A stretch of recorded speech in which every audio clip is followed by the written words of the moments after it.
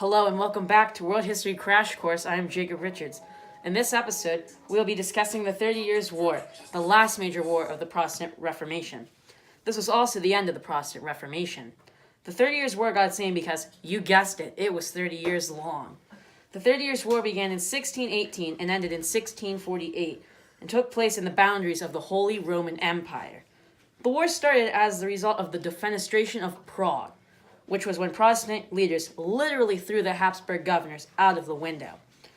This really upset the Habsburg governors, and I could see why. I mean, if I got thrown out of a window, I would be pretty upset about it.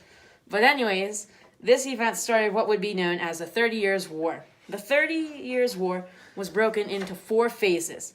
The first phase, the Bohemian phase, started in 1618 and ended in 1625. Ferdinand II inherited Bohemia, and he wanted Catholicism to be the dominant religion.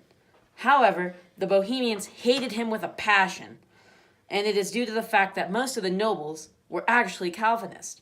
Ferdinand refused to tolerate the Protestants. This phase would end up being won by the Catholics due to Ferdinand's intolerance of the Protestants. When this phase ended, the Danish phase began and went on from 1625 until 1630. This phase was another occurrence of the Holy Roman Empire owning the Protestants. Even the Danes came to help the Protestants. Albert von Wallenstein was on the Catholic side. He was ferocious and effective, but most importantly, he was feared by German princes. At this time, Ferdinand was at the height of his power in the Holy Roman Empire. In 1629, the Edict of Restitution was signed, and it prohibited Calvinist worship. This restored all land to the Catholics that they had lost since 1552, and deprived all Protestants except Lutherans of their religious and political rights. That's right, Martin Luther. The religion named after you and following your teaching was safe. German princes feared Ferdinand and went on to threaten Habsburg power. As a result of this, Ferdinand fired Wallenstein in an effort aimed at calming the threat. This phase would end in 1630, and it was also won by the Catholics. When the Danish phase ended in 1630, the Swedish phase began and lasted until 1635. During this phase, France and Sweden both got involved because they both wanted to stop the Habsburg power. Sweden led the charge with a reformed military with gunpowder. They also wanted to help out their Lutheran brothers. France would also provide support. The war now became political because of Sweden and France and veered away from a religious war. And when I say veered away, I mean veered away. We will talk more about this in the French phase. The Swedes, led by Gustavus Adolphus, invaded the powerful Holy Roman Empire. At this time, Cardinal Richelieu of France paid Adolphus to keep armies occupied in Germany. The relation can be described as Swedish swords, French funding, because the Swedes were fighting and the French were producing. The Swedish army swept imperial forces in northern Germany. As a result of this event, Ferdinand brought back Wallenstein. Even though Ferdinand brought back Wallenstein, they could not stop the Swedes, as the Swedish army was victorious. However, their advance was stopped at Lutzen in 1632. The worst thing that happened during the phase for the Swedes was when Gustavus Adolphus was killed in the battle. The Swedes lost a big part of their army, but they remained in Germany, but they were a lot less effective due to the fact that they lost Adolphus's presence. Even though this was a new phase, German princes still feared Ferdinand, and it is understandable considering his power in the Holy Roman Empire. Ferdinand did not want to be on the wrong side of the German princes, so in 1635 he ordered for Wallenstein to be assassinated in hopes of appeasing the German princes. This led to the first Protestant victory of the war. And now it is time for the open letter. Dear Ferdinand, in retrospect, you kind of have to feel bad for Wallenstein. I mean, he was hired, then fired, then hired again, and then assassinated. All to appease the German princes. This guy was a powerhouse, and he was on your side. It's not like he ever did anything wrong to you, even if he was feared by the German princes and you wanted to keep good relations with them. Not to mention that you did in fact call for his assassination. But in the end, you would get what you deserved. Best wishes, Jacob Richards. Defenestration of Prague.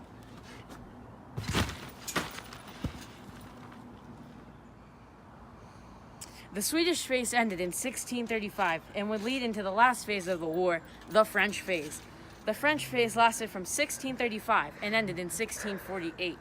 The relation of this war can be described as Swedish stacks, French fists, because the French fought this time and the Swedes produced. At this point in the war, religious issues lost their significance, and this was a direct result of France and Sweden getting involved. French Catholics supported Protestant Swedes. The Swedish phase ended in 1635 and will lead into the last phase of the war, the French phase. The French phase lasted from 1635 and ended in 1648. The relation of this war can be described as Swedish stacks, French fists, because the French fought this time and the Swedes produced. At this point in the war, religious issues lost their significance, and this was a direct result of France and Sweden getting involved. French Catholics supported Protestant Swedes against the Catholic Habsburgs of Germany and Spain. The French proved victorious over the Holy Roman Empire armies in Bavaria, not to be confused with the popular Bavarian cream. This was by far the most devastating phase of the war. German towns were absolutely decimated, agriculture collapsed, and then a famine resulted. German towns were... Oh, yeah, I already said that. Cut that out, okay. 8 million people also died. This was 1/3 of the population, going from 21 million in 1618 at the start of the war to 13.5 million in 1648 at the end of the war. By the end of the war, and this phase, people were tired of fighting, so the result was inconclusive. I say that next. Taking a look back at all of the events of the 30 Years' War, the Catholics won 2 phases and the Protestants won 1 phase. As we all have come to know, the last phase had inconclusive results. The main events of the war was the defenestration of Prague because it started the war, and the Swedish phase because it was when Sweden and France got involved in the war. The key event shifted the war from being about religion to being about politics. Because we all know you cannot escape politics, no matter how hard you try. The war can be described as a conflict between Catholics and Protestants, or as a conflict between Sweden and France against the Habsburgs of Germany and Spain. I personally lean toward the religious side of the war because that's what started the war. But hey, everyone has their own opinion. That is all we have for today. Be sure to tune in for our next episode. If you like what you have heard, be sure to like and subscribe.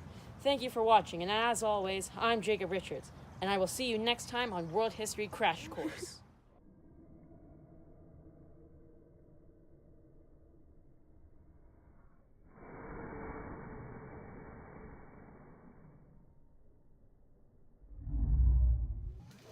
This is episode 235 on the 30 Years' War. Be sure to watch the following episodes in the series.